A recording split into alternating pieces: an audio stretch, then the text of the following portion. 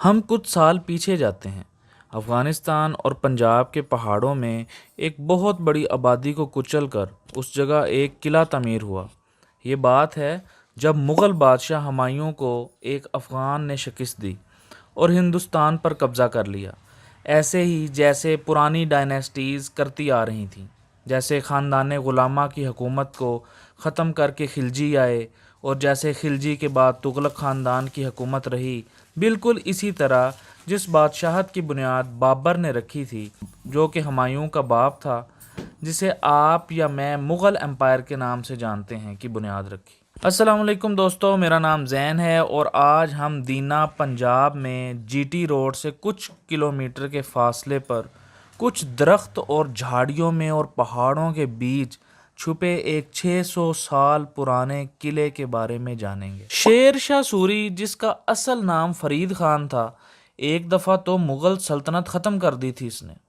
جی T road بھی اسی کا بنایا ہوا ہے، اور جی ٹی روڈ کے ساتھ ہی پنجاب کے شمال کے پوٹوہر علاقے کا یہ شاہکار قلعہ روہتاس، جو اپنی مثال آپ ہے، بھی شہنشاہ نے 1541 کو بنوایا تھا۔ شیر شاہ سوری نے یہاں کے قبائل کو ٹھکانے لگوا دیا اور اسی جگہ جہاں آج جہلم شہر اور دینا آباد ہیں، ایک خاص پتھر سے بنا ہوا قلعہ بنوایا، جو افغانستان سے آنے والوں پر نظر رکھتا تھا۔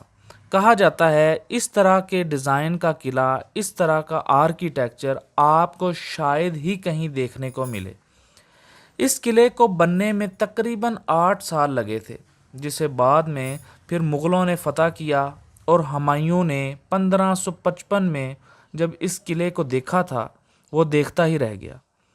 یہی وجہ ہے کہ اس نے خصوصاً اس قلعے کی خود دیکھ بھال رکھی۔ مغلز کے بعد جب ہندوستان میں انگریز آئے تو اس دور میں اس علاقے پر سکھوں نے قبضہ کر لیا۔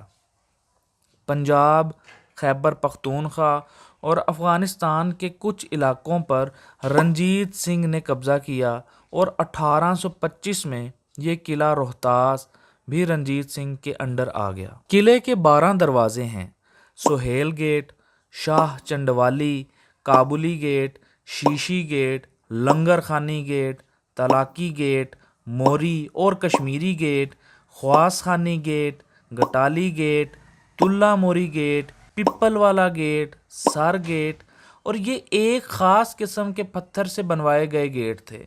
ایک چھوٹی سی مسجد بھی ہے جو کابلی گیٹ کے پاس ہے۔ بادشاہ ہمایوں کے بیٹے شہنشاہ اکبر کے دور میں اکبر کا خاص آدمی، جس کا نام مان سنگھ تھا، وہ بھی یہیں رہتا تھا۔ یہاں آج بھی اس کی حویلی موجود ہے، جو قلعے کے بالکل سینٹر میں ہے، حویلی مان سنگھ، جس کے 4 کمرے تھے اور انتہائی خوبصورت آرکیٹیکچر سے تیار ہوئی تھی۔ دوستو، آپ کو یہاں ایک اور بات بھی بتاتا چلوں۔ قلعہ روہتاس، جو کہ 5 کلومیٹر تک پھیلا ہوا ہے، جہاں کے ہر دروازے کی بھی اپنی کہانی ہے، جس نے زوال کم اور عروج زیادہ دیکھا، یہاں آپ کو باولی بھی دیکھنے کو ملتی ہے۔ قلعے میں 2 بڑی باولیاں ہیں۔ باولی کیا ہوتی ہے؟ ایک بڑا کنواں جسے زمین سے کنویں تک سیڑھیوں کے ذریعے راستہ بھی جاتا ہو۔ کنویں میں بنے کمرے ہوتے ہیں جہاں شیر شاہ سوری آرام کرتا تھا۔ زمین سے کنویں کے اندر کمرے تک 148 سیڑھیاں یعنی کہ سٹیپس ہیں۔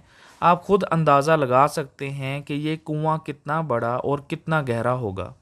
آج اسے دیکھو تو خوف آتا ہے، اور آپ کی ہمت نہیں ہوگی کہ آپ اس باولی کے اندر سیڑھیاں اتر کر کنویں کے پانیوں کے پاس کمرے میں جا سکو۔ دوستو، آپ کو یہ ویڈیو پسند آئی ہو تو لائک کریں، چینل سبسکرائب کریں، تاکہ مزید ایسی ویڈیوز ہم آپ کے لیے بناتے رہیں۔ اپنا اور اپنی تاریخ کا خیال رکھیں۔ اللہ حافظ۔